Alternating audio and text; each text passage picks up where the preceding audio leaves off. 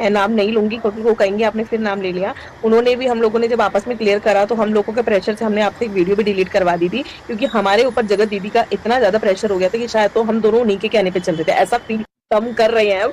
But लेकिन उस time पे हमें वो चीजें बोली गई थी, आपके बारे में बताई गई थी कि आप बहुत ज्यादा मतलब गलत कर रही हैं, आप धमकी दे रही हैं अपने देवर, आप मतलब उनके देवर यानी कि अपने पति के थ्रू उन्हें गाली भी पढ़वा रही हैं, उनके सास ससुर को भी गाली पढ़वा रही हैं। तो आपके लिए थोड़ा बोला जाए, आई थिंक मैंने आपको इसीलिए कॉल किया था कि आप इन दोनों के बीच में नहीं बोल सकती हैं, जिस तरह आप बहू हैं उस तरीके से वो भी बहू है, हमने यही बोला था ना आपको। बिल्कुल बिल्कुल।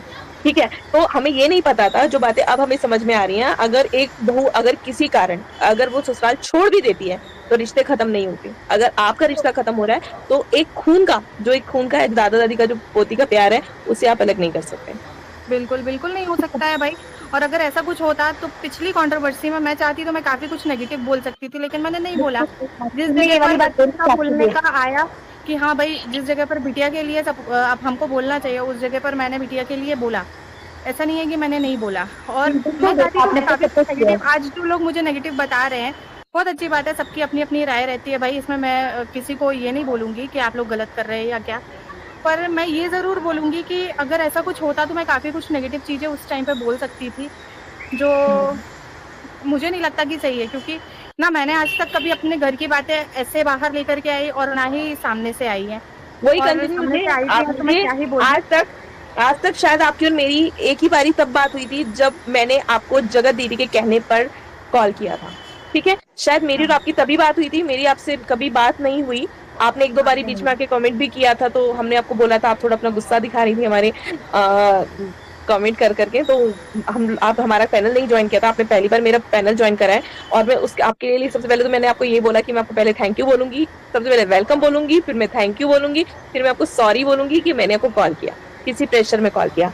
और मैं एक बात और ये जानना चाहूंगी, क्या जो एलिगेशंस आपके ऊपर इन्होंने मुझे ऐसा बोलने के लिए बोला था कि आप अपने ससुराल में सबको बहुत दुखी करती हैं, परेशान करती हैं, मैं आपसे सवाल नहीं करूंगी क्योंकि मुझे ऐसा लगता है अगर आप परेशान करती तो सास ससुर आपके साथ नहीं होते।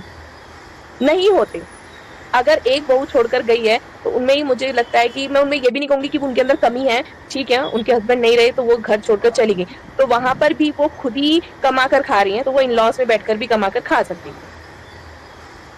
अगर बिल्कुल। आपके सास ससुर, अगर आप उनसे परेशान होती तो घर छोड़कर आप भी अपने पति के साथ जा सकती थी, यानी कि आप अपनी जो फैमिली में है वो आप बहुत खुश हैं, और मैं आपकी वीडियो भी देखती हूँ। अगर आपकी जिंदगी में जगत दीदी की मुसीबत ना हो तो मुझे लगता है आप एक हैप्पी फैमिली है। मैं सही बोल रही हूँ या गलत, ये बिल्कुल। आप मुझे क्लियर कर दीजिए। और देखिए, मैं एक बात और, मुसीबत मुसीबत वाली बात तो मैं सच बताऊँ कि मैं किसी से नहीं डरती, मोनिका दीदी, क्योंकि मैंने कभी किसी के साथ में गलत नहीं किया। ठीक है, हम्म, अब रही बात इससे उससे बात करने की, तो जहाँ पर मन मिलते हैं, जहाँ पर जैसे आज मुझे आपने पैनल पर बुलाया, मैं पैनल पर आई और यहाँ पर आकर मैं अपनी बात रख रही हूँ। आपने सम्मान से बुलाया, मैं बिल्कुल आ गई।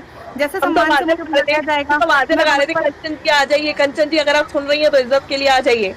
थैंक यू, तो आपने बस हमारी फिर आवाज जैसे सुनी। किसी की लाइव चलती रहती थी, भाई वहाँ पर अगर मेरे को पूछा जाता था, वहाँ पे मुझे रिस्पेक्ट मिलती थी, प्यार मिलता था, तो मैं वहाँ पर कमेंट करने लगती थी। इसका मतलब ये नहीं था कि मैं किसी की भी चुगली करने जा रही हूँ या मैं कुछ भी बताने के लिए जा रही हूँ, बोलने के लिए जा रही हूँ, ऐसा बिल्कुल भी नहीं है, क्योंकि अ, मेरा क्या है वो मैं जान पा रही हूँ ना, आप लोग नहीं जान पा रहे हैं।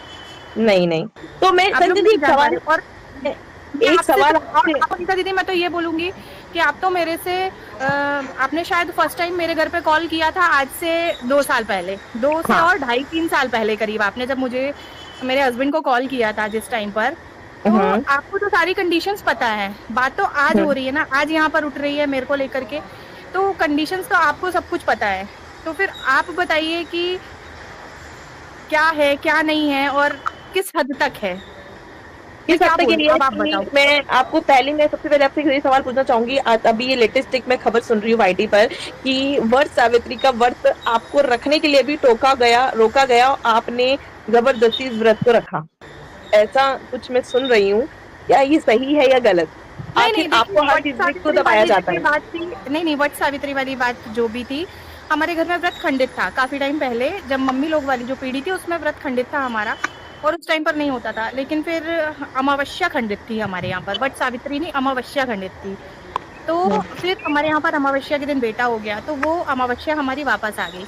तो फिर हमारे घर पे वो व्रत करना दीदियों ने चालू कर दिया, हमारी जो और भी बड़ी हैं, दीदियाँ हुँ, उनने चालू कर दिया। और ये वाला व्रत इस टाइम पर पड़ता है जिस टाइम पे गर्मी की छुट्टियाँ पड़ती हैं। मैंने अपनी हुँ, सासू माँ को कभी नहीं देखा ये व्रत करते हुए। और दूसरी बात, हमारे घर में ऐसा कुछ नहीं है कि मेरी सास जो व्रत कर रही है ज़रूरी हो कि मुझे भी करना हो, नहीं।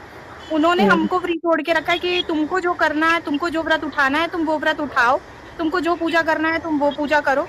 भई खुशी तुम्हारी है, तुमको करना है, शरीर तुम्हारा है, जिसको तुम कर पाओ वो तुम करो। उन्होंने कभी हम लोगों को प्रेशराइज़ नहीं किया है, कोई भी चीज़ करने के लिए, कोई भी चीज़ नहीं करने के लिए। भई मुझे खुशी मिली इस चीज़ को करते, क्योंकि जब मैंने देखा यहाँ पर मेरे मायके में हो रहा है, मेरी मम्मी, मेरी भाभियाँ सब कर रही हैं, तो भई मुझे भी उत्सुकता हुई इस चीज़ को करने की, तो मैंने वो व्रत उठा लिया। तो उसका हुँ, मतलब ये थोड़ी ना कि भई मैं किसी को नीचा दिखाने के लिए कर रही हूँ। और ये व्रत मैंने तो पिछले 3-4 सालों में किया है।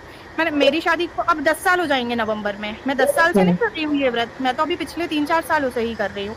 तो अगर मैंने अच्छा। ये व्रत का, अगर मैंने एक व्लॉग डाल दिया है, उसके चलते अगर पब्लिक मेरे को ट्रोल करने लगे कि ये व्रत नहीं होता था, आपने कैसे किया, आपने मायके में क्यों किया? तो ये बात तो मुझे खुद नहीं समझ में आई कि एक तो मैं ब्लॉगिंग से थोड़ा दूर ही रहती हूँ। और अगर हुँ, मैंने कुछ त्योहार का या कुछ भी मैं जो कर रही हूँ, उसका अगर मैंने डाल दिया तो मैंने क्या गलत कर दिया? और रही बात कि मेरे ससुराल में मेरी और भी जेठानियाँ जो हैं वो करती हैं ये व्रत, लेकिन वो सोशल मीडिया से दूर हैं तो उनका किसी को नहीं पता। मेरी सासू माँ हुँ, ने कभी नहीं किया और ना उन्होंने कभी हमको बोला कि भई तुम करो। हुँ। तो मेरे ससुराल में मैंने नहीं देखा। मैंने देखा कहाँ? अपने मायके में। तो मैंने मायके में किया ये व्रत, मैंने मायके से उठाया।